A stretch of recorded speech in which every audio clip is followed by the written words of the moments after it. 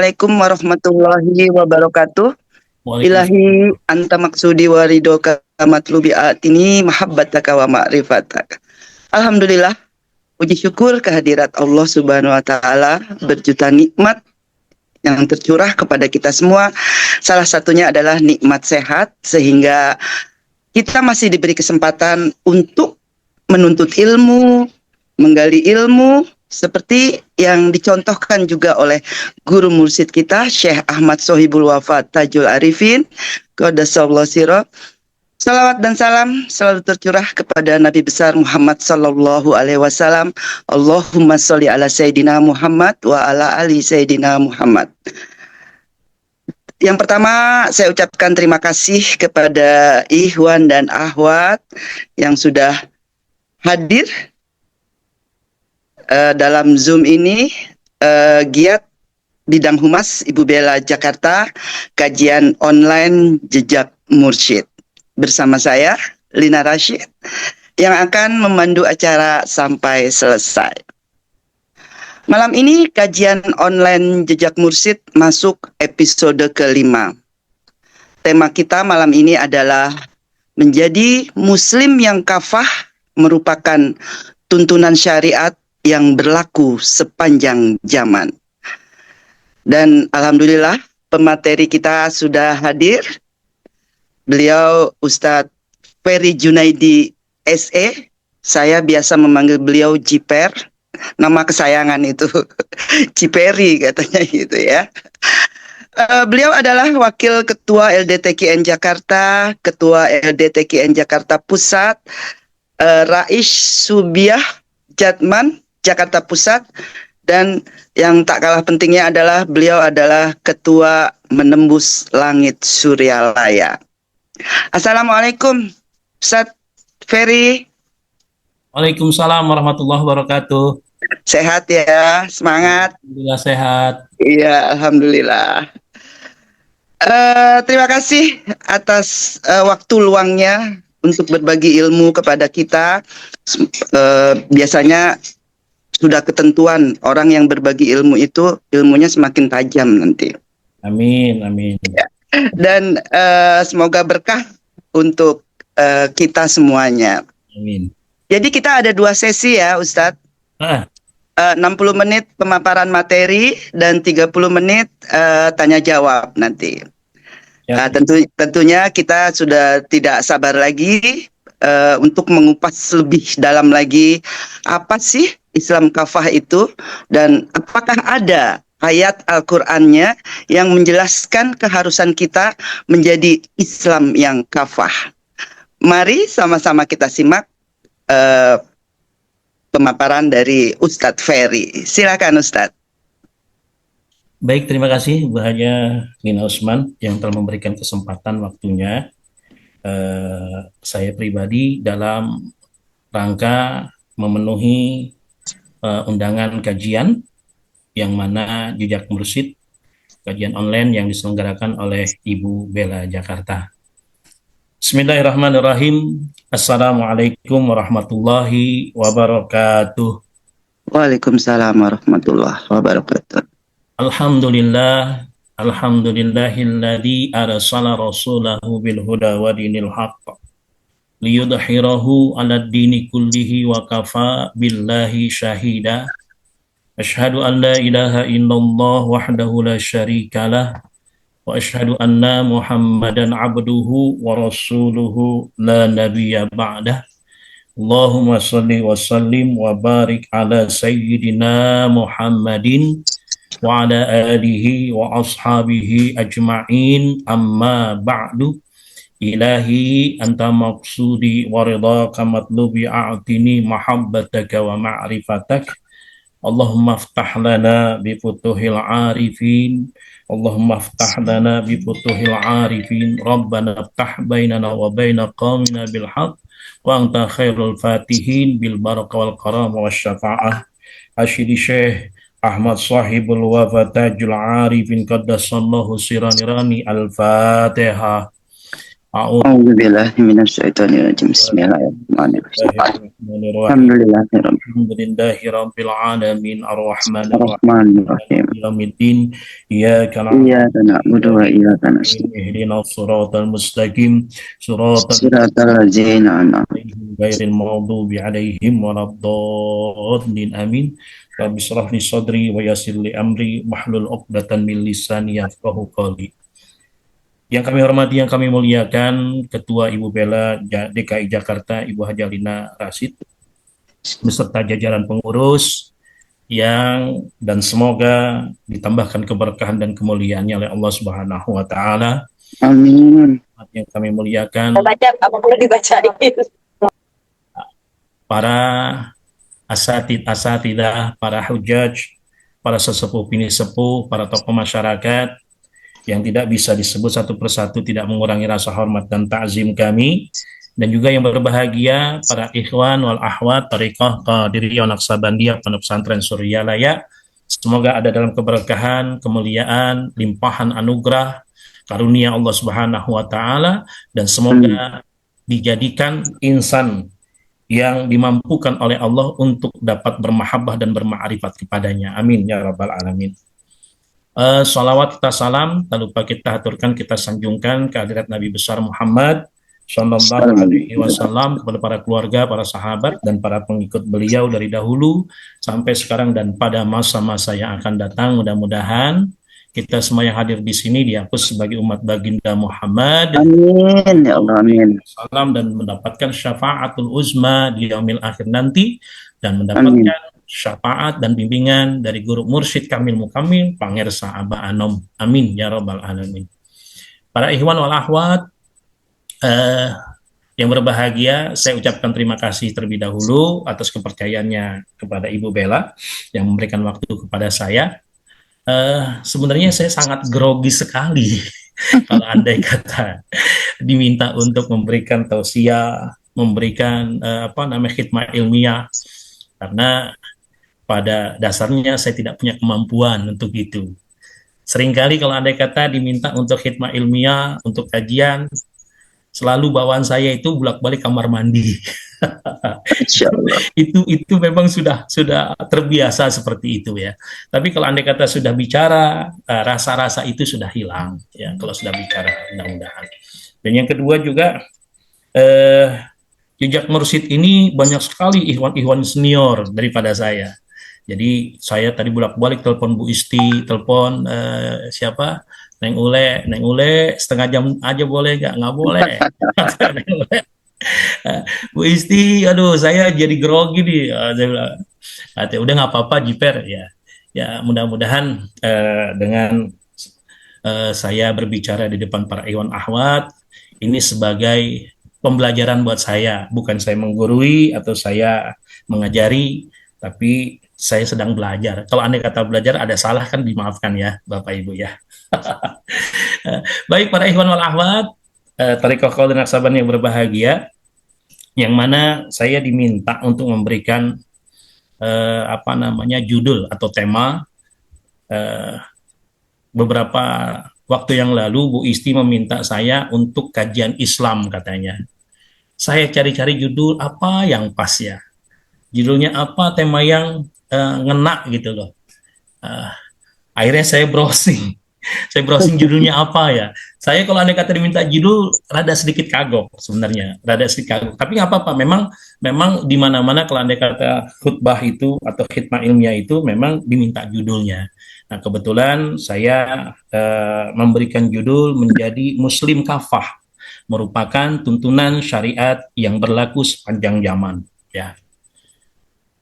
Allah berfirman di dalam Al-Quran surat Al-Baqarah ayat 208 yang mana berbunyi a'udzubillahi minasyaitonirrajim bismillahirrahmanirrahim ya ayyuhalladzina amanu udkhulu fis-silmi kafah wala tattabi'u khutuwatis syaitan innahu lakum aduwwum mubin. Yang mana artinya di dalam surah Al-Baqarah ayat 208 Allah berfirman, ya ayyuhalladzina amanu, wahai orang-orang yang beriman. Ya. Udkhulu fisilmi kafah, masuklah ke dalam Islam secara menyeluruh atau secara totalitas. Wala tattabi'u khutuwati syaitan, dan janganlah engkau ikuti langkah-langkah setan. Innahu lakum aduwwum mubin, sesungguhnya setan itu musuh yang sangat nyata. Nah, di sini yang menjadi khitab adalah panggilannya adalah wahai orang-orang yang beriman, ya ayyuhalladzina amanu, wahai orang-orang yang beriman. Kenapa Allah memerintahkan memanggil orang-orang yang beriman, tidak memanggil ya ayuhan nas, wahai orang-orang, wahai manusia? Ya. Tapi yang dipanggil oleh Allah, khitabnya adalah wahai orang-orang beriman. Setelah dipanggil khitab ini, wahai orang-orang beriman, kenapa Allah perintahkan lagi udkhulu? Udkhulu itu adalah fi'il amr. Al-amru fil amri lil wujub. Jadi fi'il amr itu adalah fi'il, kalimat perintah. Perintah, setiap perintah yang Allah perintahkan kepada makhluk wajib ditaati, dituruti, dan dijalankan. Udkhulu itu fi'il amr, masuklah engkau. Fisilmi di dalam Islam, kok kenapa harus iman dulu baru Islam yang dipanggil? Seharusnya kan Islam dulu baru beriman kepada Allah. Seperti rukun, 3 rukun yang memang menjadi rukun di dalam agama, rukun Islam, rukun iman, dan rukun ihsan. Ya. Nah, di sini ada 2 penjabaran di dalam arti di dalam surat Al-Baqarah ayat 208. Secara tekstual memang artinya adalah wahai orang-orang yang beriman, masuklah engkau ke dalam Islam secara kafah. Asilmi itu dari kata-kata aslama, ya. Ya. Selamat, damai, ya. Jadilah tekstualnya adalah Islam. Masuklah ke dalam Islam secara menyeluruh. Padahal perintah yang Allah perintahkan kepada orang yang beriman, yang jelas kalau andai kata perintahnya kepada orang yang beriman, pastinya orang beriman itu sudah secara totalitas masuk ke dalam Islam secara menyeluruh. Nah, yang pertama tekstualnya artinya secara tekstual di dalam Al-Quran, masuklah engkau semuanya ke dalam Islam secara totalitas. Tetapi ada beberapa tafsir yang mana di beberapa tafsir Al-Maraghi, ya, tafsir Jalalain, dikatakan bahwasanya asilmi itu adalah asulhu. Ya. Wahai orang-orang beriman, masuklah engkau untuk menjadi orang yang bisa sebab mendamaikan, sebab memberikan selamat, sebab bisa memberikan kedamaian kepada seluruh umat. Ya. Kok bisa arti asilmi itu asulhu, artinya damai. Ya.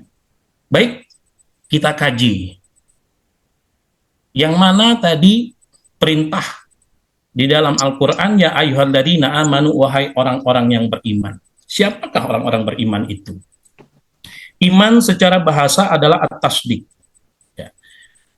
Iman secara bahasa adalah at-tasdiq, meyakini, ya, membenarkan secara lisan maupun secara perbuatan. Al-imanu at-tasdiqum billah bil qalbi. Iman itu harus meyakini, menghadirkan, memfokuskan adanya Allah di dalam kalbu. Wa aqwalum bil lisan, dan iman itu harus diaktualisasikan dengan lisan, diucapkan dengan lisan. Orang-orang yang beriman itu pasti selalu menyebut asma'nya, sifatnya, af'alnya, dan lain sebagainya. Tidak hanya diucapkan dengan lisan, wa af'alum bil arkan, tetapi dijalankan perintah-perintahnya dengan rukun-rukunnya. Jadi iman sejatinya adalah meyakini, menghadirkan Allah di dalam kalbu setiap orang-orang yang meyakini adanya Allah.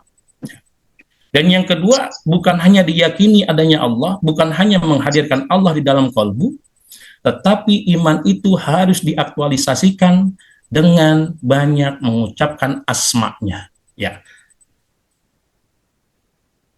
Alhamdulillah, syukurillah, kita ini sudah diberikan kesempatan oleh Allah dan diberikan rezeki batin untuk berjumpa dengan Mursyid Kamil Mukamil sehingga kita bisa mengambil baiat kepada mursyid yang taqiyun, nakiyun, orang-orang yang sudah dekat kepada Allah, yang sudah bersih dan suci hatinya, sehingga diberikan kemampuan oleh Allah untuk membimbing murid-muridnya.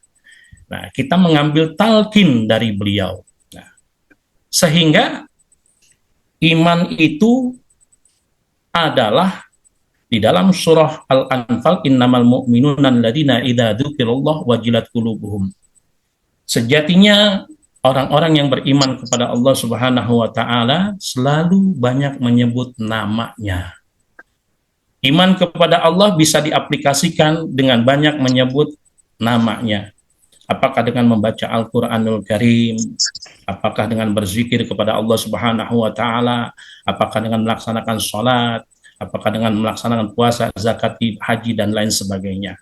Nah, sehingga orang-orang yang beriman kepada Allah Subhanahu wa taala pastinya tunduk taat patuh kepadanya.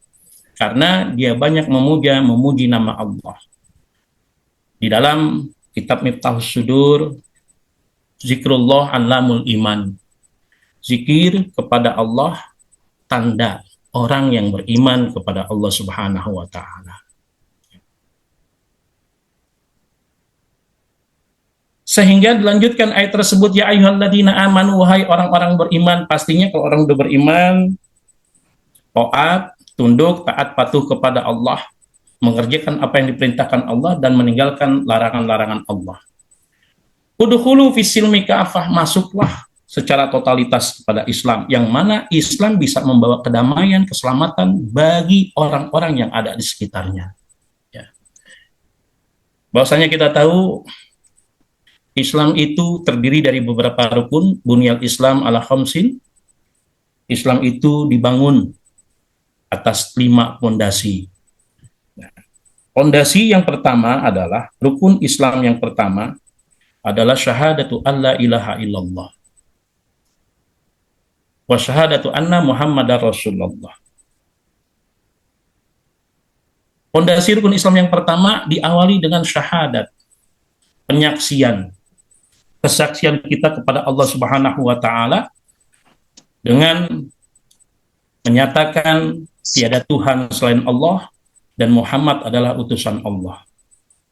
Kok kenapa tidak dilandasi dengan sholat terlebih dahulu? Tidak dilandasi dengan zakat, puasa, dan haji. Oh, ternyata landasan rukun Islam yang pertama adalah syahadatu alla ilaha illallah wa syahadatu anna Muhammadar Rasulullah. Bahwa yang pertama rukun Islam adalah meyakini tiada Tuhan selain Allah dan Muhammad adalah utusan Allah. Kok diawali dengan kalimat tiada Tuhan selain Allah dan Muhammad adalah utusan Allah? Ternyata rukun Islam yang pertama Allah kepengen dikenal, Allah kepengen diketahui, Allah kepengen dicintai, Allah kepengen didekati, Allah kepengen dituju oleh makhluk yang diciptakannya, sesuai dengan firman Allah, tidak aku ciptakan bangsa jin dan bangsa manusia kecuali untuk beribadah dan mengenalku. Sehingga rukun Islam yang pertama adalah bermakrifat kepada Allah Subhanahu wa taala. Bagaimana kita bisa mengenal Allah dengan lisan kita, dengan afal perbuatan kita, dengan sir kita. Tapi bagaimana cara mengenal Allah? Bagaimana kita bisa dekat mahabbah kepada Allah? Bagaimana kita bisa usul kepada Allah? Nah, cara yang pertama agar kita beriman, mengenal Allah, mahabbah kepada Allah tidak lain dan tidak bukan adalah pintu gerbangnya adalah talqin zikir. Talqin zikir ini pintu gerbang untuk bisa bermakrifat dan mahabbah kepada Allah. Tanpa talqin zikir, mustahil kita bisa mengenal Allah Subhanahu wa taala. Apakah pertanyaannya syahadat itu, syahadat yang kita sudah ketahui dari kecil sampai dewasa, apakah bisa untuk menyampaikan ruhani kita kepada Allah Subhanahu wa taala? Di beberapa kitab seperti kitab Miftahus Sudur, seseorang tidak akan bisa sampai kepada Allah kalau belum dibuka gembok ruhul kudesinya oleh seorang mursyid yang kamil mukamil. Kita ketahui bahwasanya yang pertama, syahadat yang kita sudah kenal dari kecil itu kita peroleh dalam beberapa, dan kita mendapatkan syahadat itu pada saat kita baru dilahirkan ke dunia ini. Maka orang tua kita memberikan syahadat melalui azan. Ya. Dan yang kedua, syahadat yang kita dengarkan juga pada saat kita ingin melaksanakan akdun nikah. Syahadat selanjutnya, sewaktu kita ingin berpisah antara jasmani dan ruhani kita. Tapi syahadat tersebut, kalimat La ilaha illallah Muhammadur Rasulullah itu menjadi sunnah bagi mereka yang baru dilahirkan, diazankan oleh orang tuanya, bagi mereka yang ingin menikah, membaca syahadat, bagi mereka yang pada saat sakratul maut mengucapkan kalimat la ilaha illallah, itu hukumnya sunnah. Tetapi bagi yang hidup, bagi yang masih sadar, bagi yang memang ingin berjumpa dengan Allah secara jismani maupun rohania, wajib pada saat dia ke dalam keadaan sehat, dia mengambil talqin zikir kepada guru mursyid yang kamil mukamil. Sehingga zikir yang kita peroleh, yang diambil dari guru mursyid yang kamil mukamil, pemirsa Abah Hanom, menjadi buah bibit iman yang terpatri di dalam kalbu, sehingga setelah kita mengamalkan, berusaha keras untuk memperoleh zikir, agar zikir itu sampai wusul kepada Allah Subhanahu wa Ta'ala, maka dengan perjuangan kita, setiap aktivitas, setiap perkataan kita, setiap perbuatan kita akan menjadi ibadah kepada Allah Subhanahu wa Ta'ala. Adunya mazra'atul akhirah. Pekerjaan aktivitas dunia kita menjadi jembatan untuk akhirat. Nah, sehingga kalau andai kata memang kita sudah melaksanakan rukun Islam yang pertama, melaksanakan rukun Islam yang kedua, sholat. Sholat pun landasannya adalah zikir, as-sholatu az-zikru atau as-sholatu ad-du'a. Sholat pun adalah beribadah, berzikir kepada Allah. Karena di dalam sholat itu ada kalimat-kalimat memuji nama Allah Subhanahu wa Ta'ala. Di dalam sholat ada takbiratul ihram, Allahu Akbar. Kita mengakbarkan nama Allah, mengagungkan nama Allah. Ada di dalam satu kalimat, La akbara illallah. Tidak ada yang dibesarkan, diagungkan, kecuali Allah Subhanahu wa Ta'ala, masuk ke dalam kalimat La ilaha illallah. Selanjutnya, yang ketiga, zakat pun adalah az-zikru. Zakat adalah pembersihan. Qad aflaha man tazakka.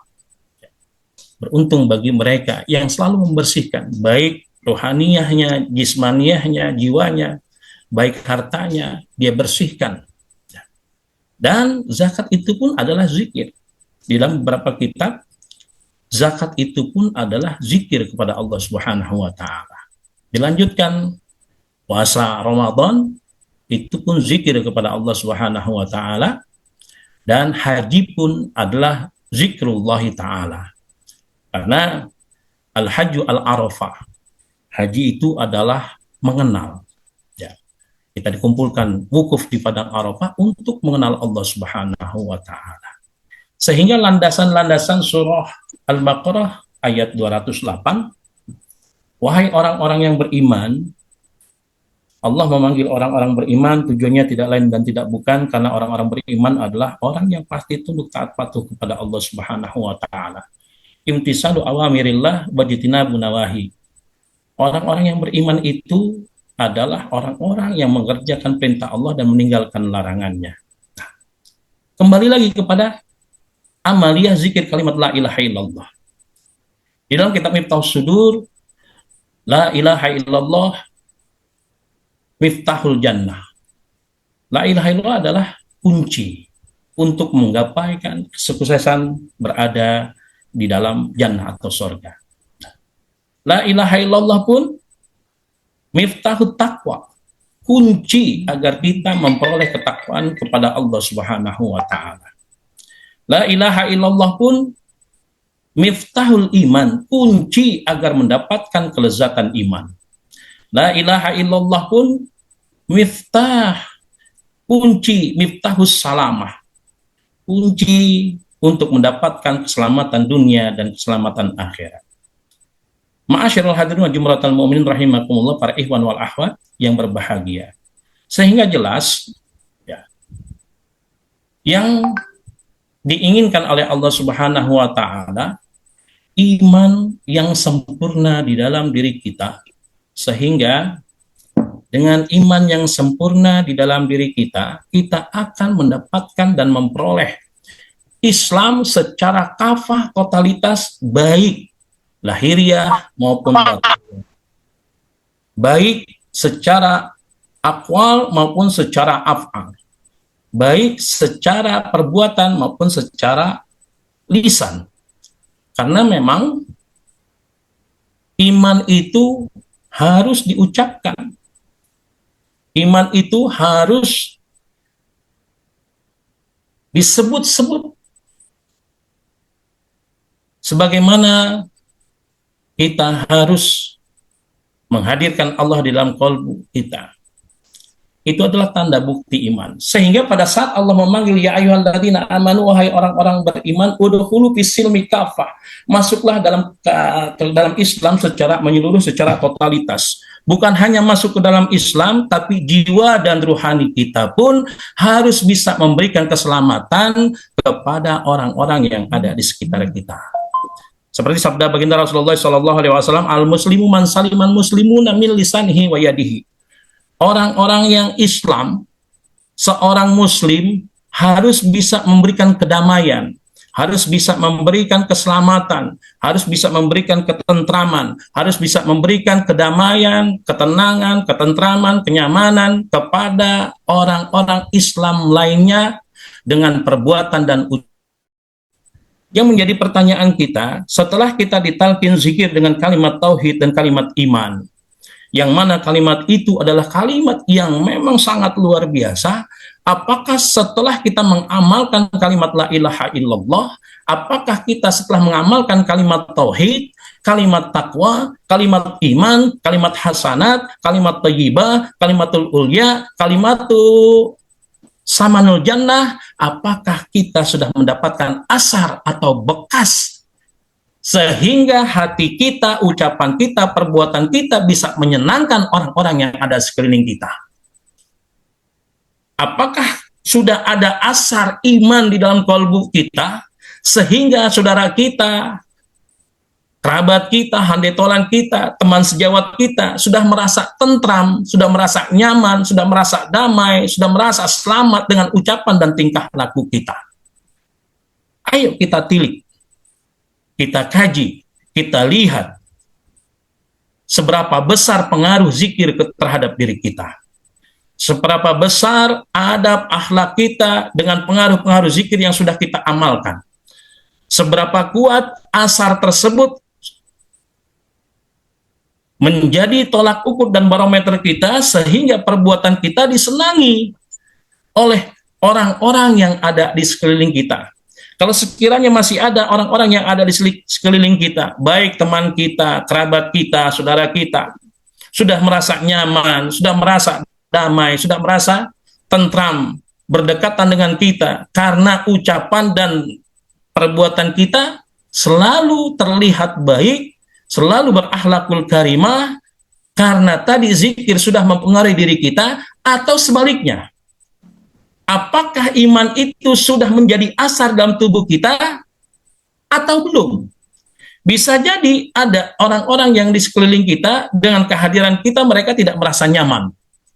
Dengan kehadiran kita mereka tidak bisa menemukan kedamaian. Dengan kehadiran kita mereka merasa tidak terselamatkan dengan perbuatan dan ucapan kita. Nah, kita kaji lebih dalam. Jelas, sangat jelas sekali bahwasannya di dalam kitab Miftahus Sudur, zikir itu dapat membuat adab, akhlak, kelakuan, attitude di dalam diri kita yang tadi tidak baik menjadi baik. Yang tadi tidak selamat bisa menjadi selamat. Ya.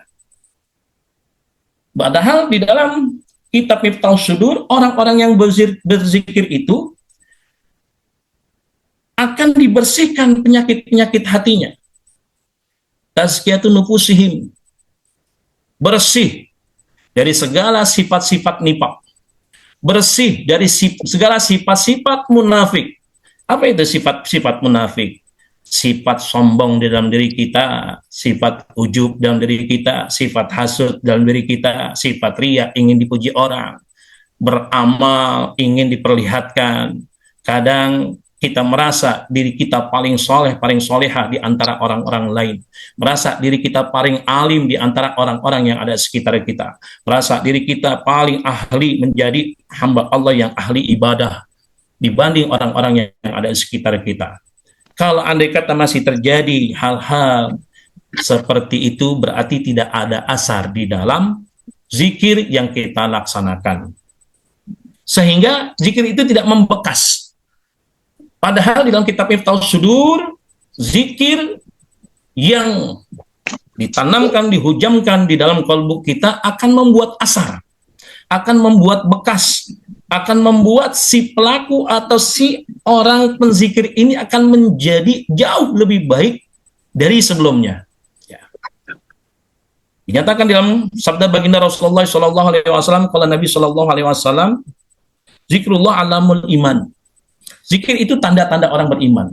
Orang yang beriman kepada Allah, pasti dia banyak berzikir, banyak bertasbih, banyak dia bertahmid kepada Allah Subhanahu wa Ta'ala, ya, dengan kalimat-kalimat yang memang menjadi kalimat-kalimat yang terbaik, kalimat-kalimat zikir. Tapi ada satu kalimat, ada satu zikir yang paling terbaik, yang paling utama tidak lain adalah kalimat la ilaha illallah. Sehingga kalimat zikir la ilaha illallah alamul iman.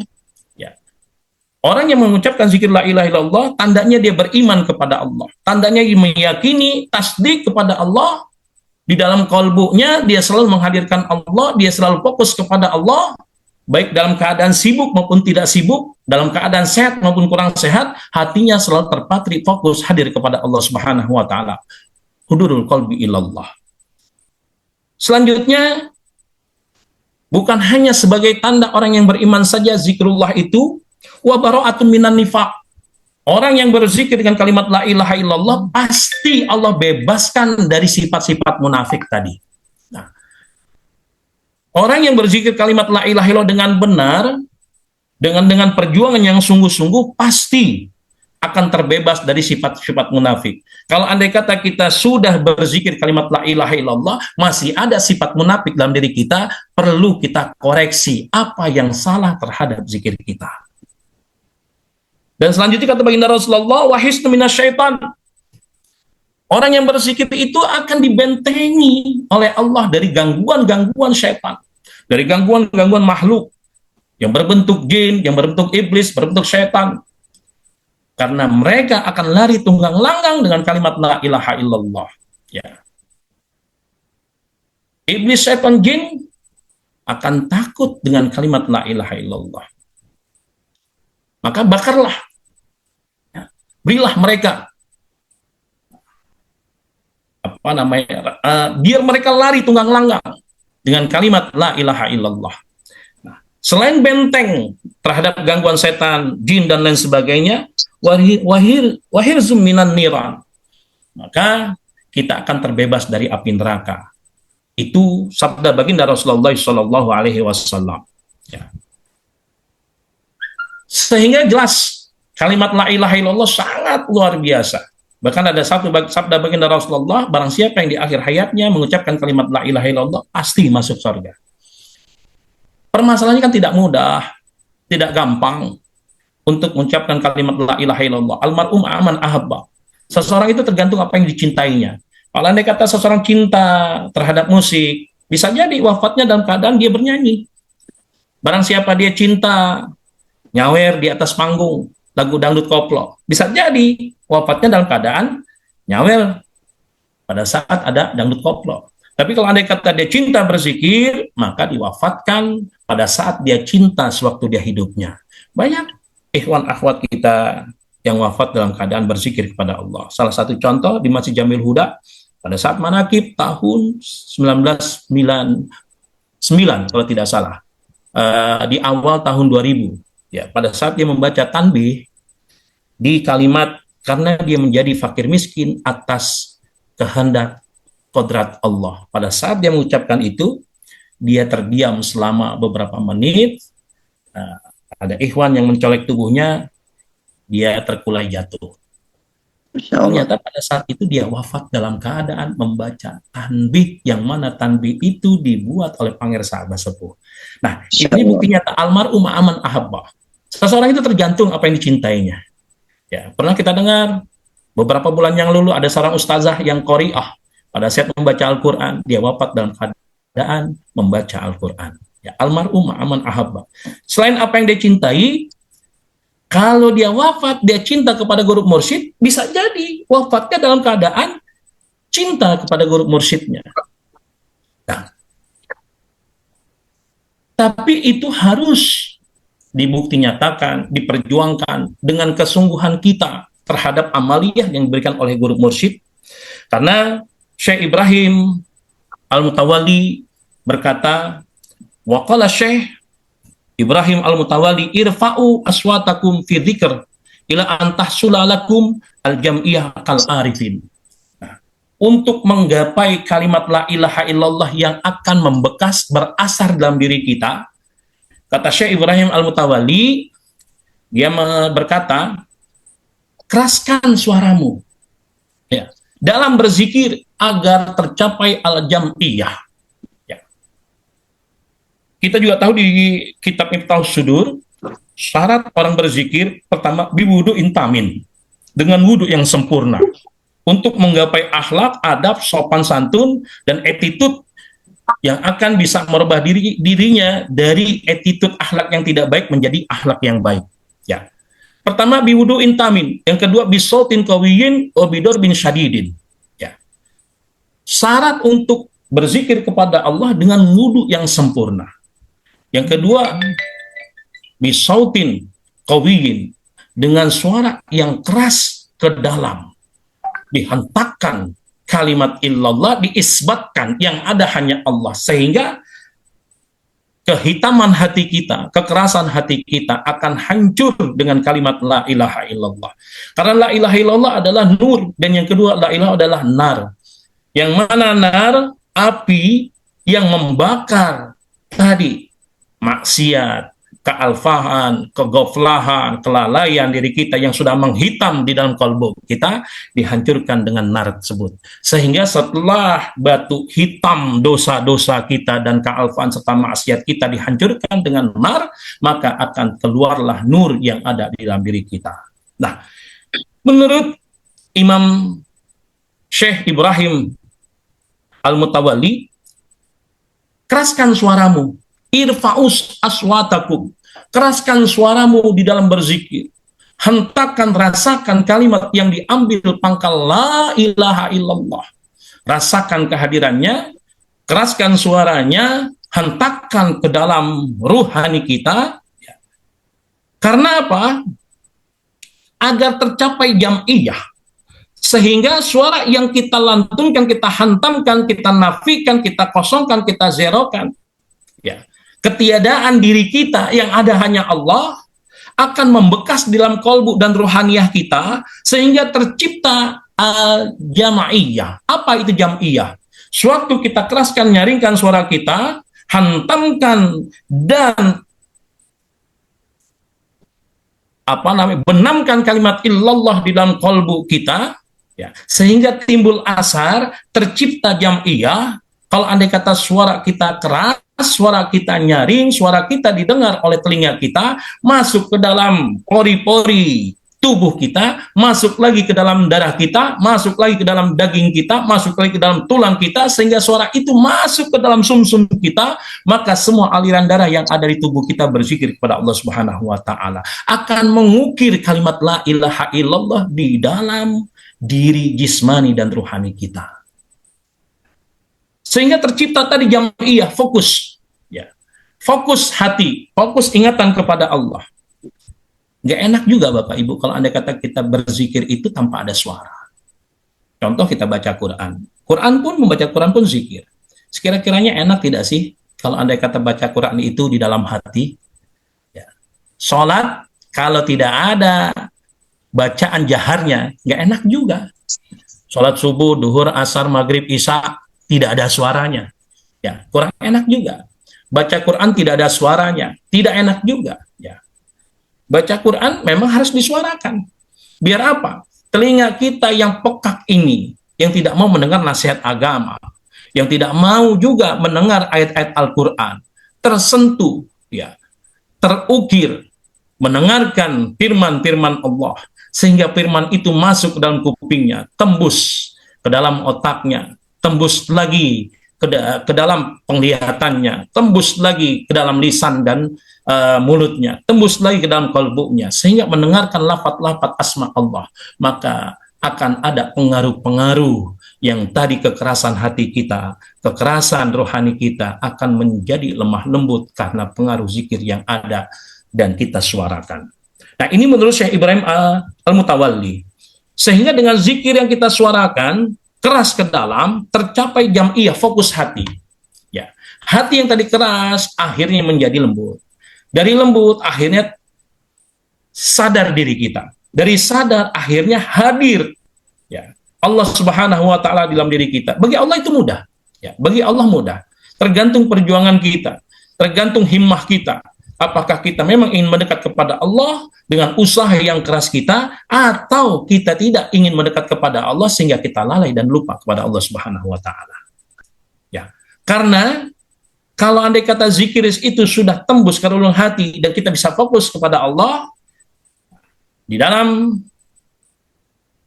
qaul Syekh Ibrahim Al-Mutawalli, orang-orang yang sudah bisa fokus kepada Allah kal arifin, mereka itu orang-orang yang sudah mengenal Allah Subhanahu wa taala. Karena mengenal Allah ada beberapa cara. Yang pertama, ma'rifatun bil asma. Mengenal Allah dengan banyak menyebut asma-Nya. Banyak orang yang menyebut subhanallah, subhanallah, alhamdulillah, Allahu akbar, Allahu akbar. Itu cara mereka untuk mengenal Allah dengan asma.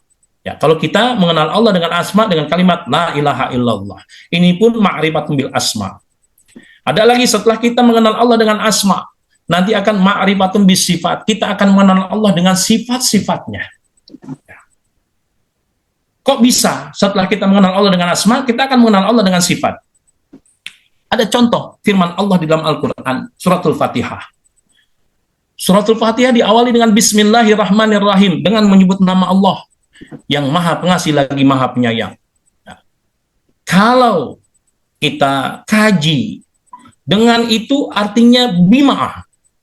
Dengan itu bahasa Arabnya bi. Nah, arti bi sama dengan ma'ah. Saya duduk dengan Prabowo, berarti saya duduk bersama dengan Prabowo. Saya duduk dengan Ardi Entong, berarti saya duduk bersama Ardi Entong. Ya, dengan itu artinya bersama. Kalau sudah bersama, yang bersama dan dengan kita pasti hadir di hadapan kita dan hadir di samping kita. Pasti ada kehadirannya. Kita langsung melihat bukti nyatanya. Kita bersama dia, dengan dia, pasti dia ada di samping kita atau ada di hadapan kita. Nah, begitupun Al-Fatihah ayat pertama, Bismillahirrahmanirrahim, dengan menyebut nama Allah, berarti sewaktu kita dengan Allah, berarti sudah bersama Allah. Kalau sudah dengan dan bersama Allah, Allahnya sudah hadir di dalam ruhaniyah kita. Allahnya sudah terlebih dahulu ada di dalam rohani kita. Ini yang disebut kidam. Berarti Allah sudah lebih dulu ada di dalam rohani kita. Wujud Allah itu ada. Sewaktu kita beraktivitas, apapun aktivitasnya, Allah sudah wujud di dalam rohani kita, sudah ada. Dengan apa? Menghadirkan asma-Nya dengan zikir khafi, berarti Allah sudah ada dan bersama kita. Kalau andai kata Allah sudah ada dan bersama kita, namanya kita sudah kenal dengan Allah dengan asma-Nya. Kalau sudah kenal Allah dengan asmanya, maka Allah akan memberikan kepada kita sifat-sifatnya Ar-Rahman dan Ar-Rahim, Maha Pengasih, Maha Penyayang. Kalau orang sudah kenal Allah dengan asma'nya, sudah terpatri dalam kalbunya, sudah terpatri dalam lisan dan perbuatannya, maka orang tersebut pastinya pengasih dan penyayang. Orang yang datang kepada dia meminta, maka dia akan kasih. Seperti Tuan Syekh Abdul Qadir, ya, kuda yang terbaik yang dimiliki oleh Tuan Syekh Abdul Qadir sebanyak 40 kuda yang harganya mahal, yang di kota itu, di negeri itu tidak ada yang punya kuda sekelas kudanya Tuan Syekh Abdul Qadir. Syekh Abdul Qadir memberikan semuanya untuk orang yang tidak dikenalnya dan dia sakit. Obat sakitnya dirinya dengan terapi 40 hati kuda. Karena Tuan Syekh Abdul Qadir sudah kenal ma'rifatun bil asma. Nah, sudah kenal oleh Allah dengan ma'rifatun bis sifat. Nanti akan ma'rifatun bizat, kenal Allah dengan zatnya. Ikhwan akhwat yang berbahagia, dijelaskan apa itu jam'iyah.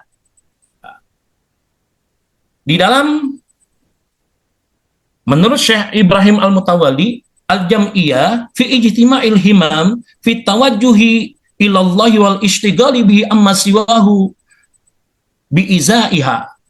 Kata Imam Ibrahim Al-Mutawalli, jam'iyah itu, fokus hati itu adalah berkumpulnya atau berhimpunnya berbagai himmah. Ya. Himmah itu keinginan yang keras bagi seorang murid yang ingin mengenal Allah setelah diberikan talqin zikir. Dia istiqamah di dalam amalia, dia menyibukkan hatinya hanya kepada Allah, dia cari Allah, dia usir selain Allah di dalam kalbunya. Itu himmah yang sangat kuat.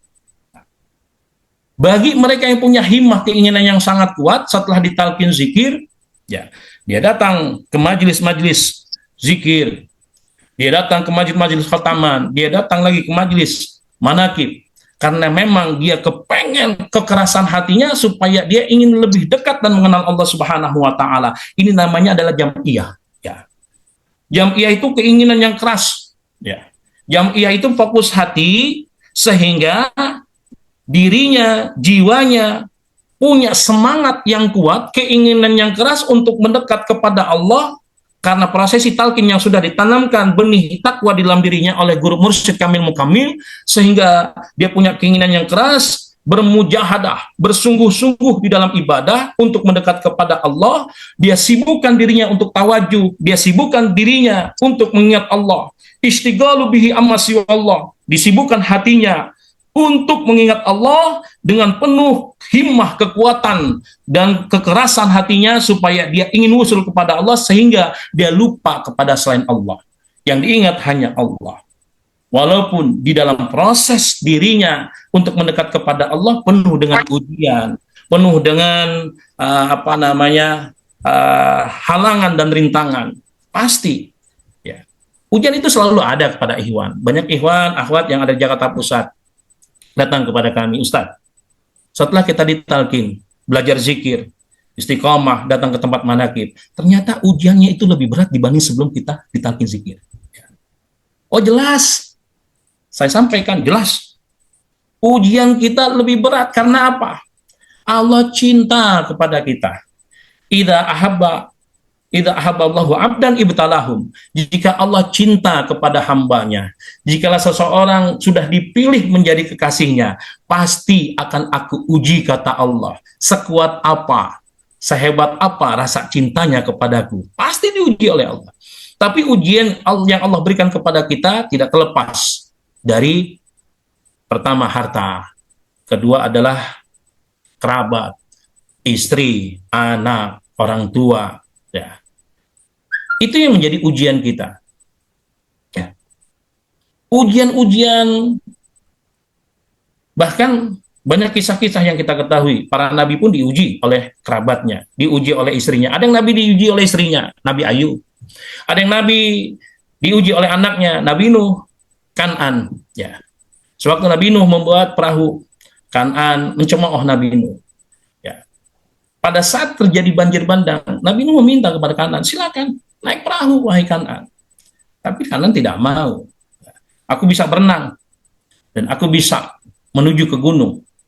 Kata Kan'an, sampai Nabi Nuh berdoa kepada Allah untuk Kan'an anaknya, putra tersayangnya.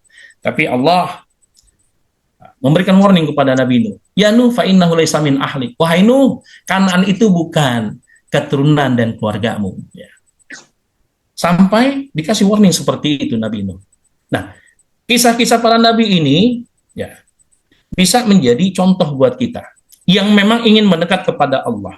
Pastinya orang-orang yang menjadi kekasih Allah, orang-orang yang ingin menuju kepada Allah untuk menjadi aulianya, pasti penuh dengan ujian, musibah, fitnahan yang kita akan dapati, karena tidak mungkin kalau andai kata kita ingin mendekat kepada Allah, ingin lulus dari beberapa ujian, tidak diuji oleh Allah Subhanahu wa Ta'ala. Bisa jadi ujian yang Allah berikan itu untuk meningkatkan maqamat derajat kita. Nah, dilanjutkan oleh Syekh Ibrahim Al-Mutawalli, ya. Bisa jadi orang yang kuat himmahnya, keinginannya untuk mendekat kepada Allah dengan tawajuh, dengan menyibukkan dirinya, hatinya hanya kepada Allah Subhanahu wa Ta'ala, baik pada saat dia bekerja, pada saat dia duduk, pada saat dia berbaring, pada saat dia sedang istirahat, pada saat dia sedang berbicara, hatinya sibuk kepada Allah Subhanahu wa Ta'ala. Bisa jadi mereka-mereka yang baru belajar zikir akan mendapatkan maqamat wusul kepada Allah lebih cepat dibanding orang-orang yang sudah ditalkin beberapa tahun yang lalu. Ya.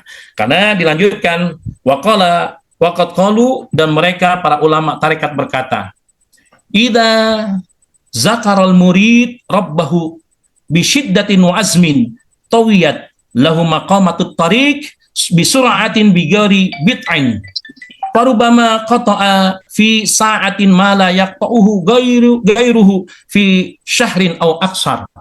Para ulama tarekat berkata, bila seorang murid berzikir mengingat Allah Subhanahu wa Ta'ala dengan nyaring, dengan dikeraskan suaranya, dihujamkan, diisbatkan di dalam kolbunya, dia sungguh-sungguh, dia punya azam, dia punya himmah, dia punya keinginan yang keras untuk mendekatkan dirinya kepada Allah dengan bertawajuh, ya, dengan bisiddatin, dengan kekuatan, bidorbin syadidin, dihentakkan, dihujamkan kalimat Allahnya di dalam kolbu, sehingga terbuka futuh, inkishaf, terbuka semua yang ada di dalam dirinya.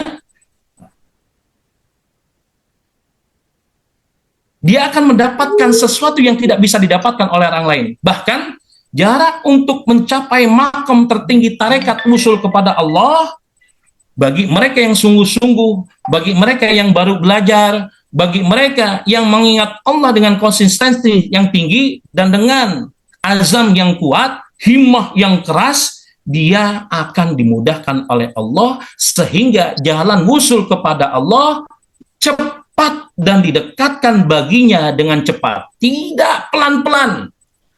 Menurut para ulama tarekat, asal ada kesungguhan mujahadah dalam dirinya, ada kekuatan yang keras dalam dirinya untuk mendekat kepada Allah, bahkan mungkin saja ia menempuh dalam 1 jam. Setelah ditalkin, dia bisa menempuh dalam 1 jam usul kepada Allah, dibanding kita yang sudah bertahun-tahun, berpuluhan tahun ditalkin zikir, tapi kita belum sampai usul kepada Allah. Karena apa? Kelalaian dan kegoflahan kita. Sering terpleset, sering banyak goflah, ya, malas bangun malam, ya, banyak hal yang menyebabkan diri kita terhambat untuk usul kepada Allah Subhanahu wa Ta'ala. Ya. Bisa jadi orang yang baru ditalkin itu dengan kesungguhan yang sangat luar biasa, dia dapat menempuh dalam waktu yang begitu cepat. Dapat menempuh waktu yang begitu singkat. Bahkan orang lain dapat menempuh dalam waktu yang sangat lama, bisa berbulan-bulan, bisa bertahun-tahun, sehingga si murid yang mubtadi tadi, yang baru ditalkin tadi, sudah bisa merasakan kehadiran Allah, bahkan wusul kepada Allah Subhanahu wa Ta'ala. Para ikhwan wal ahwat thariqah Qadir Naqsabandi yang berbahagia, sehingga jelas di dalam surah Al-Baqarah ayat 208 Diawali dengan ya ayyuhalladzina amanu, wahai orang-orang yang beriman. Wahai orang-orang yang di dalam kalbunya ada kalimat la ilaha illallah. Wahai orang-orang yang beriman di dalam kalbunya selalu menyibukkan Allah. Udkhulu, masuk. Jadilah engkau orang yang bisa memberikan kedamaian. Karena orang-orang yang beriman sudah kafah Islamnya. Udkhulu fisilmi, masuklah engkau menjadi hamba Allah yang bisa memberikan kedamaian, yang bisa memberikan keselamatan bagi orang-orang yang ada di sekitarnya. Ya. Bagi orang-orang yang ada di wilayah engkau, bagi orang-orang yang ada di daerah yang engkau tempati, karena ahli la ilaha illallah akan memberikan kedamaian. Bahkan ada satu makalat menyatakan, barang siapa yang di rumah tersebut mengucapkan kalimat la ilaha illallah dengan kaifiat panduan tuntunan yang benar, maka 40 rumah di hadapannya, di belakangnya, kanan kirinya akan memperoleh kedamaian, keselamatan, keberkahan dan kemuliaan dari Allah Subhanahu wa taala. Udkhulu fisilmi kafah, masuklah engkau untuk menjadi orang-orang yang bisa mendamaikan di antara orang-orang yang berselisih. Jadilah engkau orang yang bisa memberikan keselamatan bagi orang-orang yang tidak selamat yang ada di lingkungan engkau. Jadilah engkau yang bisa memberikan ya kebaikan-kebaikan dari lisan maupun perbuatan kita. Dilanjutkan di ayat tersebut, wala tattabi'u khutuwatis syaitan. Janganlah engkau ikuti langkah-langkah setan. Janganlah engkau tergoda dan tertipu oleh setan. Ya, inna syaitan yajri 'alan nas majrad dam. Sesungguhnya setan itu masuk ke dalam diri kita melalui aliran darah kita.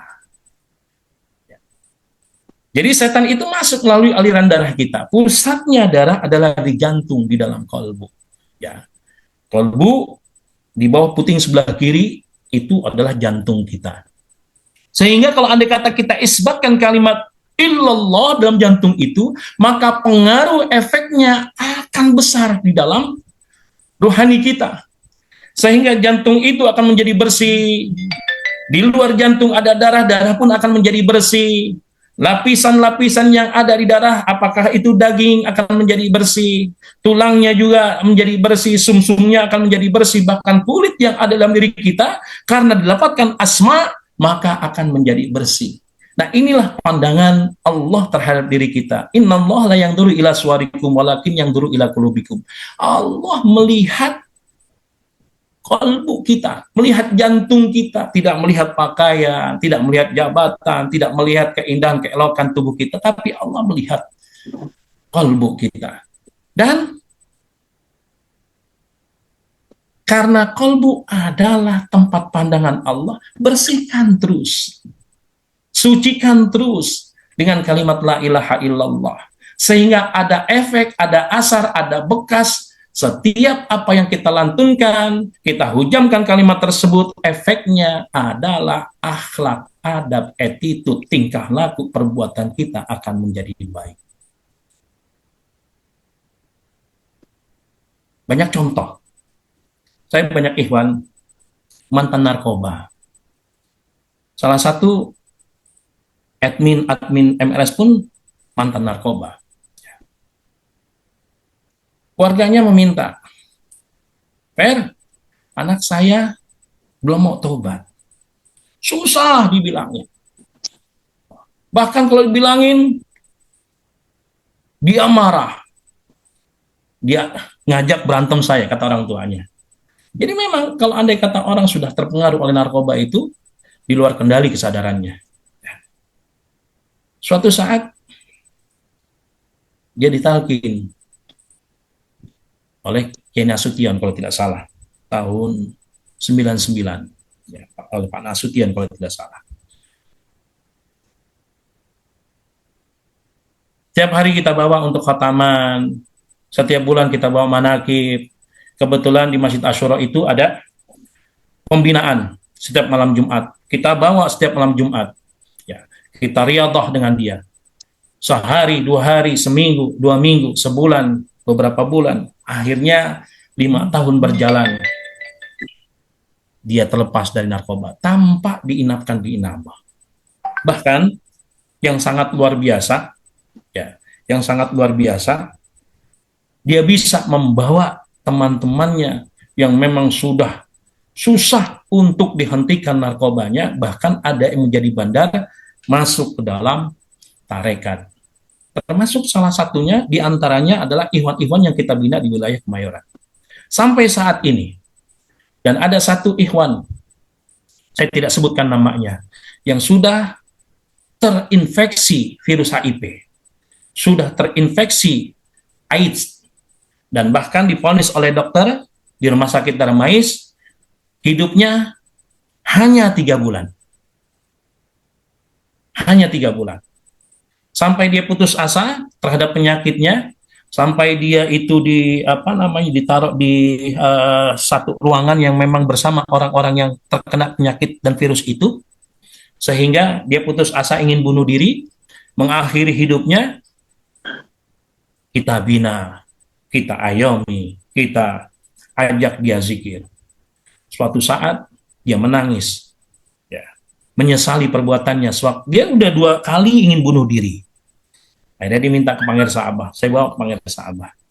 Sampai saat ini, dari tahun 2004, 3 bulan dia divonis oleh dokter, hidupnya tinggal 3 bulan lagi. Sampai saat ini 2024, 20 tahun dia bisa hidup. Bahkan sudah punya anak, anaknya tidak terjangkit, tidak terinfeksi, istrinya pun tidak terinfeksi virus HIV. Nah, menangis dia. Ternyata la ilaha illallah adalah obat dari segala obat. La ilaha illallah adalah bisa menyehatkan, membugarkan ponisan-ponisan yang telah dilakukan oleh dokter ahli. Bahkan dokter ahli itu mengatakan, saya belum pernah punya pasien seperti Anda yang sudah sakitnya sangat luar biasa, 2 kali anfal, tapi hidupnya panjang. Bahkan saya belum menemukan juga pasien yang terinfeksi virus, istri dan anak-anaknya tidak terjangkit.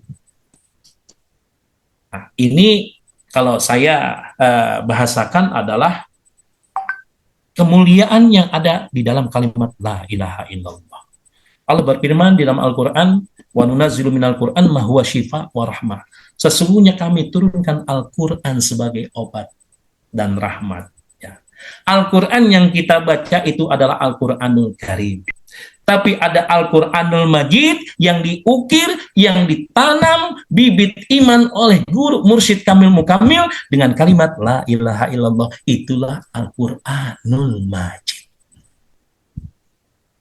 Fi lauhim mahfud, yang dibawa oleh Jibril, kalimat yang sangat luar biasa. Tidak pernah aku membawa kalimat ini dan aku sampaikan kepada baginda Rasulullah, ini kalimat yang sangat agung, yang sangat luar biasa yang aku bawa, kata Jibril, yaitu kalimatnya la ilaha illallah. Dengan asbab la ilaha illallah Allah ciptakan manusia, Allah ciptakan langit dan bumi. Dengan asbab kalimat la ilaha illallah Allah ciptakan seluruh jagat raya. Makanya apabila ditimbang kalimat la ilaha illallah dengan 7 petala langit, 7 petala bumi beserta isi-isinya, lebih berat timbangan kalimat la ilaha illallah. Inilah yang disebut Al-Quranul Majid.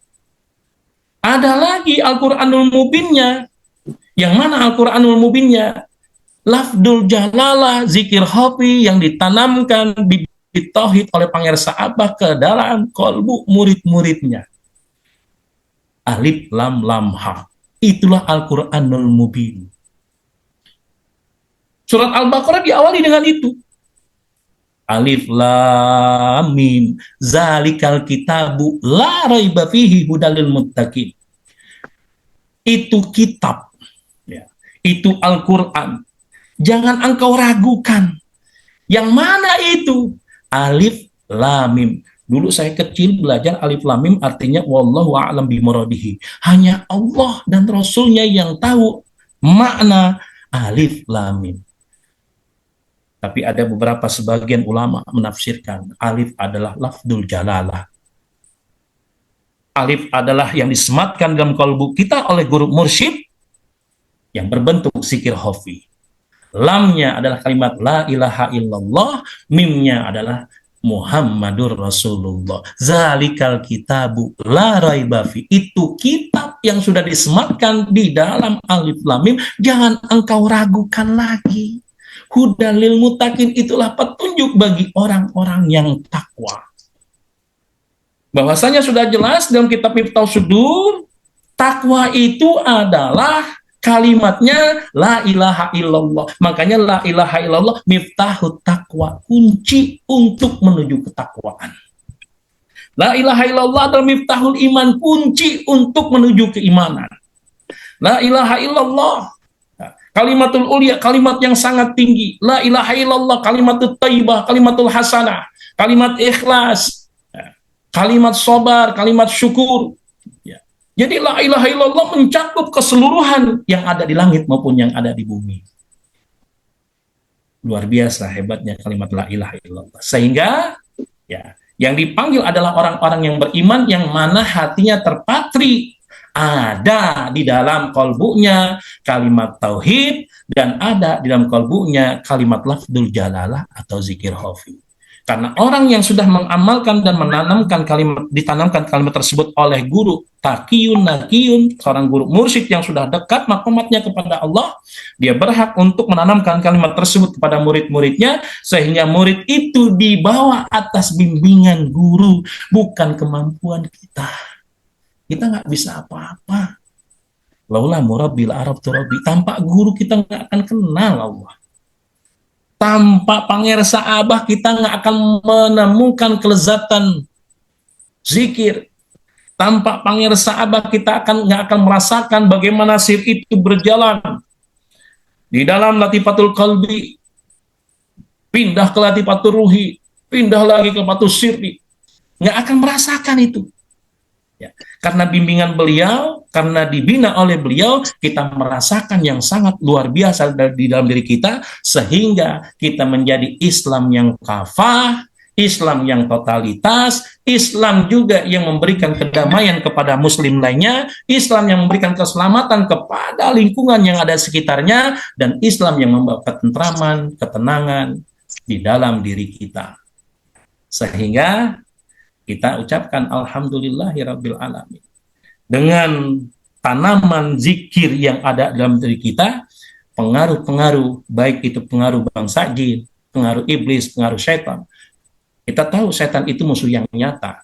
Tapi dengan kalimat yang sudah disematkan, insya Allah kita akan terbentengi, akan diberikan tameng oleh Allah. Karena bagi orang yang mengucapkan kalimat la ilaha illallah, masuk dalam bentengku, kata Allah. Man qala la ilaha illallah dakhala hisni, masuk ke dalam bentengku. Wa man dakhala hisni umina min adabi, barang siapa sudah masuk ke dalam bentengku, aman dari gangguan makhlukku. Walaupun 1000 jin ingin menghantam kita, walaupun para setan, para iblis ingin menghajar kita, kita masuk dalam benteng Allah. Pastinya kalau sudah masuk benteng Allah, aman. Karena mereka semua makhluk Allah Subhanahu wa ta'ala. Karena mereka adalah makhluk yang diciptakan Allah. Masuk saja secara kafah dengan kalimat la ilaha illallah. Pastinya kalau sudah masuk di dalam kafah, ada asar, ada bekas. Ada sesuatu yang akan membuat kehidupan kita yang tadi penuh dengan kegoflahan menuju dengan kesadaran. Bagi Allah tidak ada yang sulit. Zikir dalam keadaan alfa menjadi zikir dalam keadaan sadar. Tidak sulit bagi Allah. Dari dalam keadaan sadar bisa menghadirkan Allah, tidak sulit juga. Dalam keadaan menghadirkan Allah, berzikir, meniadakan selain Allah pun tidak sulit. Bagi Allah mudah. Tapi apakah ada kesungguhan dalam diri kita? Ada himmatul aliyah, kesungguhan, kekerasan,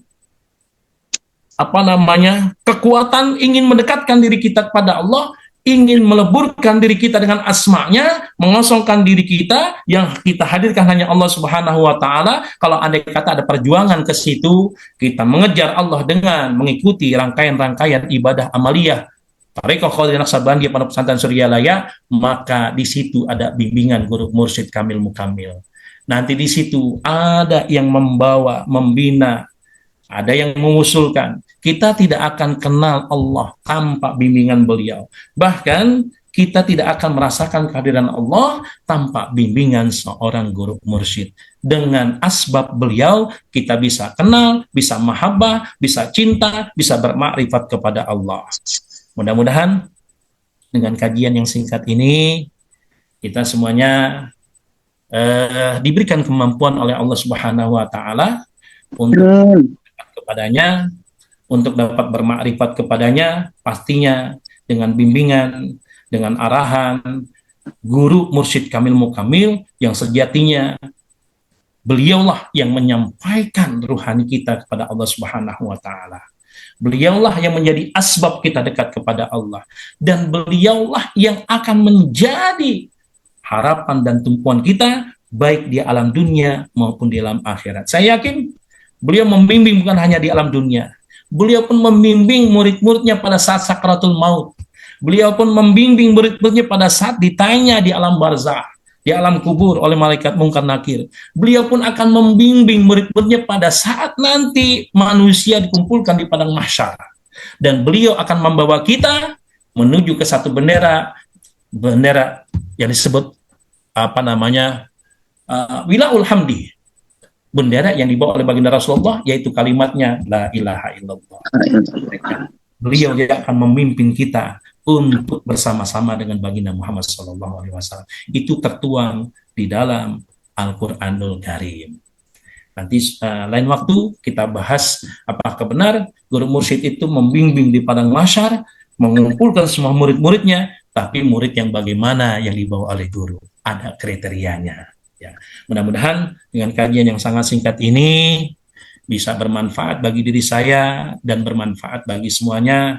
Apabila ada salah dan khilaf, saya mohon maaf. Apabila ada kepleset ayat, kepleset hadis, atau yang kurang berkenan, atau ada kata-kata yang ngaco, atau kata-kata yang memang Jiper salah nih, mohon dibukakan pintu maaf yang seluas-luasnya. Itulah kekurangan saya. Mohon dibukakan pintu maaf yang seluas-luasnya. Dari kami cukup sekian. Wallahu muwafiq ila aqwamit thoriq. Assalamualaikum warahmatullahi wabarakatuh. Waalaikumsalam warahmatullahi wabarakatuh. Masya Allah. Luar biasa Ustadz Ferry Junaidi.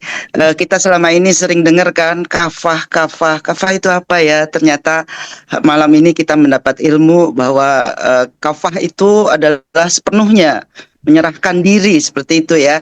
Mungkin ibaratnya kalau kita lompat ke kolam renang harus basah semuanya. Seperti itu ya, seperti itu Ustadz ya. Bagi kita Ikhwan Thariqat Qadiriyah Naksabandiyah sangat beruntung sekali bisa lebih mudah mengaplikasikan menjadi muslim yang kafah, tentunya dengan istiqomah menjalankan ajaran-ajaran dari pengersa Abah, seperti itu ya Jiper ya. Ya Masya Allah. Ada yang mau bertanya? Saya lihat dulu ya. Oh, ini ada yang bertanya, bagaimana Ustadz meyakin kepada sesama muslim bahwa dengan talqin bisa mengenal Allah?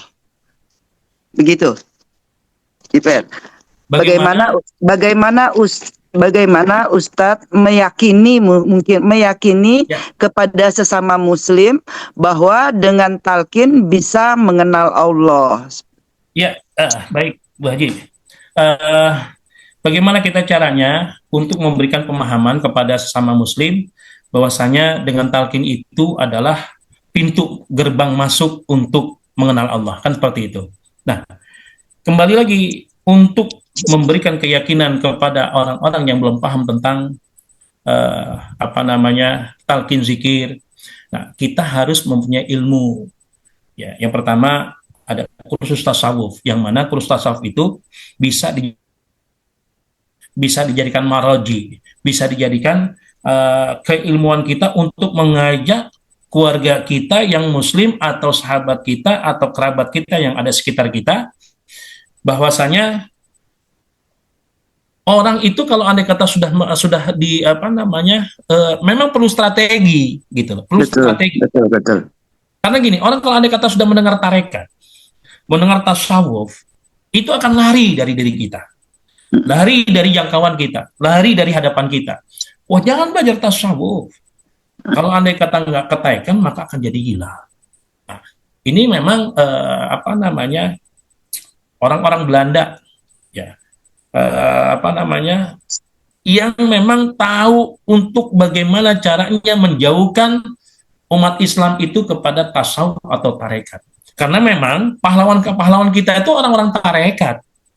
Pahlawan-pahlawan kita itu orang-orang tasawuf. Dari R.A. Kartini, Cut Nyadin, ya pas gitu, siapa pahlawan kita, Sudirman, itu orang-orang tarekat. Ya. Betul. Salah satu untuk menjauhkan umat Islam, karena apa? Orang-orang tarekat itu tidak ada rasa takut kepada manusia. Saya pernah dapat cerita dari kakek saya. Ternyata kita punya kakek semuanya orang tarekat. Mau itu tarekat Saziliyah, Qadiriyah, Naqsabandiyah. Tujuannya satu, kepada Allah. Tujuannya satu. Dia hanya takut kepada Allah, dia tidak takut kepada makhluk.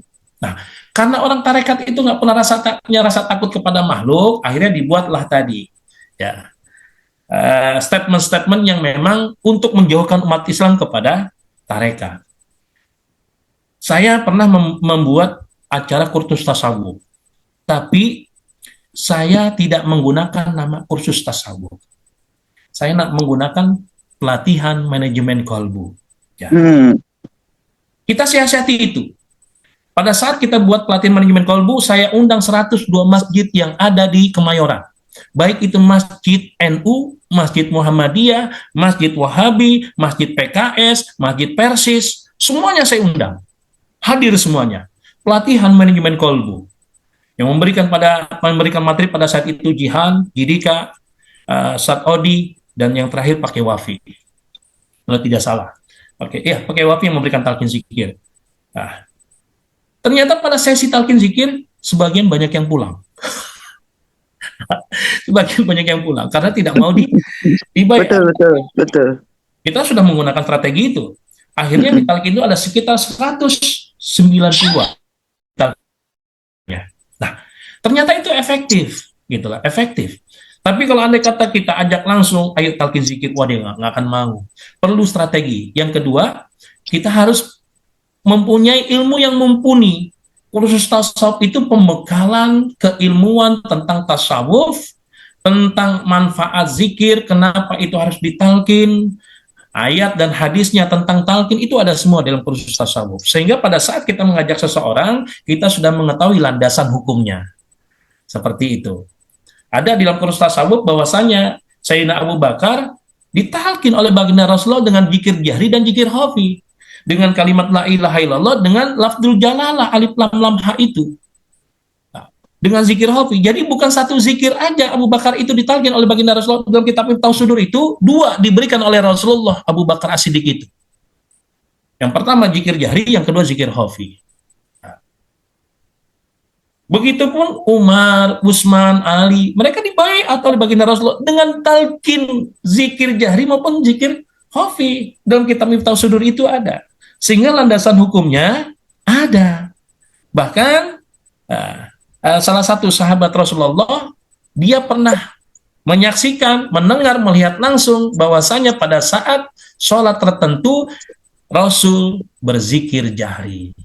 Nah, ini adalah landasan hukumnya. Sehingga pada saat kita mengetahui landasan keilmuannya, marji'nya, ayat dan Quran, ayat dan hadisnya, nah kita bisa sampaikan itu kepada kerabat kita yang terdekat. Kita sudah menemukan kenikmatan dan kelezatan zikir, jangan untuk diri sendiri. Ajak suami. Kalau Bu Haji Lina luar biasa nih, suaminya udah ikut. Nah, saya mencontoh. Alhamdulillah istri saya sudah, anak saya sudah ditalqin, yang perempuan maupun yang laki, tinggal amaliyahnya aja yang belum. Iya, betul. Karena apa? Ya kita kan mau bersama-sama. Jangan hanya saya yang masuk surga sendiri, tapi kan istri saya juga saya mau ajak. Anak saya juga saya akan ajak. Orang tua saya sudah terlebih dahulu kebetulan. Iya, alhamdulillah. Jadi Kenikmatan zikir itu jangan hanya dinikmati sendiri. Kebahagiaan yang kita peroleh melalui zikir, jangan dinikmati kebahagiaan itu sendiri. Ayo tularkan kepada yang lain. Tularkan kepada kerabat, tetangga. Nah, insya Allah kalau andai kata memang kita sudah istiqomah, sudah mudawamah, sudah mujahadah, sudah merokobah, nanti nur zikir itu yang akan memberikan pengaruh-pengaruh ke orang. Tanpa kita ajak, mereka akan ikut. Betul. Capek kita ngajak orang, kadang-kadang susah. Ya. Ya. Harus debat dulu gitu. Tapi kalau andai kata nur zikir kita sudah kuat, nanti juga nur zikir yang dalam diri kita itu akan membias kepada orang-orang yang ada di sekeliling kita. Biasan-biasan itu akan menarik kuat. Saya yakin itu. Akan menarik kuat orang-orang yang ada sekitar kita.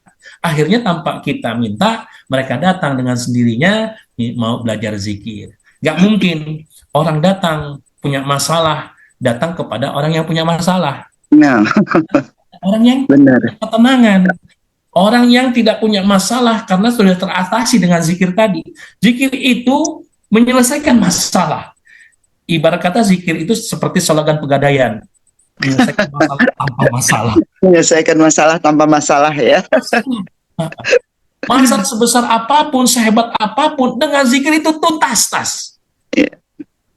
Tidak ada yang tidak diselesaikan dengan zikir. Ada orang banyak masalah datang ke Pangeran Saabah. Ada orang punya anak sangat luar biasa, susah diaturnya. Bahkan nakalnya sangat luar biasa. Ada orang yang punya usahanya bangkrut, datang ke Abah. Jawabannya cuma satu. Zikir yang banyak. Karena memang zikir itu adalah solusi. Iya. Zikir itu solusi. Nah, itu aja kalau andai kata memang ingin mengajak orang, kita harus mengetahui keilmuannya, kita juga harus memahami landasannya, marojinya. Kalau andai kata landasannya kita sudah tahu, pas begitu manfaatnya sudah tahu, landasan hadis ayatnya sudah tahu, kita mudah untuk mengajak orang-orang yang berada di sekitar kita. Dan yang kedua, perkuat rohani kita. Kalau rohani kita sudah kuat, apa yang terucap dari lisan kita, orang mudah untuk ikut kita. Karena apa? Lisan kita itu hidup. Lisan kita itu banyak berzikir. Bahkan dari kolbu yang paling dalam, membias ke semua anggota tubuh kita. Sehingga orang melihat ada sesuatu yang memang menjadi daya tariknya. Kok kuat banget rohani dia. Dengan nur zikir kita itu, bahkan saya banyak melihat cerita-cerita dari ikhwan-ikhwan yang memang rohaniahnya kuat. Tadi ada satu tempat yang susah untuk diajak zikir, akhirnya tempat itu semua yang ada di tempat itu berzikir semuanya. Ini kita alami ikhwan-ikhwan yang ada di Jakarta Pusat. Masjid Al-Huda Cempaka Putih itu basis Muhammadiyah.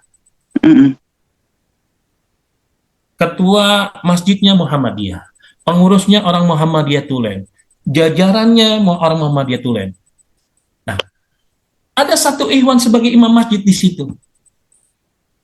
Ustaz, saya kepengen masjid Al-Huda ini bisa berzikir, bisa bersanad, tersambung sanad zikirnya kepada Pangeran Saabah.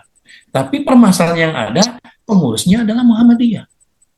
Wah, saya bingung tuh. Ini gimana caranya? Ini sesuatu yang sulit. Bagaimana caranya, Abah? Saya minta kepada Abah. Berhari-hari kita pikirkan. Sampai beberapa bulan dia nanya lagi, Ustadz gimana solusinya? Saya belum dapat solusinya seperti apa. Dilalah pada saat kita sedang berzikir, bertawajuh, ada jawaban. Dilalah saya kepengen nelpon Jihan. Telepon Jihan. Assalamualaikum Jihan. Kenapa sih mau nelpon antum ya? Saya sampaikan ke Jihan. Emang ada apa Ji katanya? Saya mau nanya, ini Masjid Jamil Al-Huda, pengurusnya Muhammadiyah. Tapi kepengen imamnya itu, kepengen jamaahnya zikir bersanad kepada Pangeran Saabah. Terusnya gimana? Ya, saya nanya kepada antum nih gimana? Boleh nggak sekiranya kalau KT itu kita preteli? Saya sampaikan begitu. Maksudnya gimana? Saya nanti minta waktu selama 4 pekan setiap hari Ahad, antum bahas tentang 3I, Islam, Iman, Ihsan. Nanti jidika tentang 3T, tilawah, tazkiyah, sama taklim. Nanti Ini gimana nih? membahas Mau masalah ngilangin zikir. gambar. Yang terakhir pakai wafi talqin zikir, dan alhamdulillah masjid itu Jangan kena mau ngilangin gambar kita lagi zoom. Iya. Halo. ada ya. Ya, Videonya nggak? ya, lanjut Ustadz. Ya. Dan alhamdulillah disetujui oleh Jihan, kita preteli itu KT, dan terakhir pakai wafi ditalkinlah semua jamaah yang ada, termasuk pengurus dan jamaahnya. Masya Allah. Setelah itu kita bina, kita buat strategi, namanya bukan khotaman, tapi zikir istighosah. Kita buat zikir istighosah karena mereka sudah familiar dengan zikir istighosah. Saya Betul. langsung zikir, kita pakai zikir yang umum, subhanallah, alhamdulillah, Allahu akbar. Tapi itu kita tambahkan dengan zikir jari. Iya. Akhirnya mereka diminta dibina lagi. Ketua masjidnya usianya sudah 83 tahun, dia sudah pasang 3 ring apa 2 ring, ingin nambah 1 ring lagi. Masya Allah. 3 bulan kemudian dia berobat, sewaktu mau dipasang ring, kata dokternya, Bapak Pak Haji nggak usah pasang ring, jantung Pak Haji jauh lebih baik sekarang. Bagus.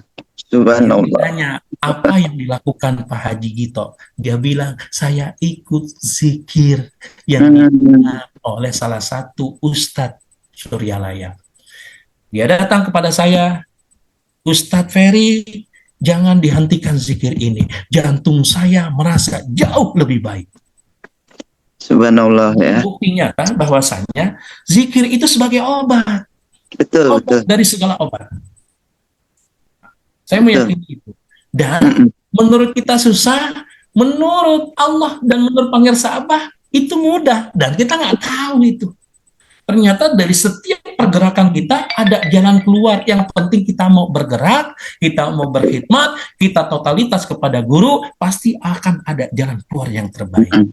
Nah, kita pernah kolaborasi dengan Ibu, kan? Betul. Kita pikirkan. Jadi ini kali ya Ustadz, maksudnya selain strategi itu, contoh juga perlu. Kalau ya kan, apalagi kita untuk orang-orang terdekat gitu, yang dulu kenal kita sebelum bertorekot itu seperti apa. Nah, harusnya kan kita setelah bertorekot itu ada perubahan. Betul, ya kan? Betul. Ada perubahan yang membuat orang lain bertanya gitu loh. Kenapa sih kok sekarang jadi lebih apalah, seperti yang tadi Ustadz bilang, ada cahayanya atau nurnya gitu kan. Nah, mungkin dengan contoh itu orang lebih mudah gitu kan. Lebih mudah untuk meyakini gitu. Jadi selain strategi itu tadi, dengan contoh juga memang ya, seperti ya. Ya, sepertinya hari sudah semakin malam Ustadz. Ya. Sudah lewat 32 kan tadi. Ustadz Ferry Junaidi deg-degan, akhirnya lebih dari 1 jam beliau bicaranya. Ya Allah. Masya Allah. Jadi kesimpulannya, menjadi muslim kafah itu memang tidak mudah, tapi bukan berarti tidak mungkin dicapai. Ya, selain perjalanan ini, langkah awal yang penting adalah kuatkan iman dan pelajari agama Islam dengan benar. Kita jalankan ajaran Islam di semua aspek kehidupan dengan komplit. Kalau kita selalu prioritaskan solusi dari ajaran Islam, pasti kita menghadapi masalah hidup itu bakal mudah dan penuh keberkahan, seperti itu ya Ustadz ya. Ya, terima kasih banyak Ustadz. Mungkin di akhir saya minta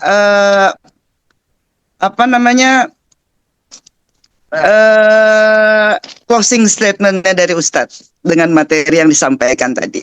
Silakan. Closing statementnya adalah jalankan apa yang menjadi kewajiban kita secara totalitas kepada Allah Subhanahu wa taala, karena memang Allah berkeinginan wa ma umiru illa liya'budullah mukhlishina lahuddin.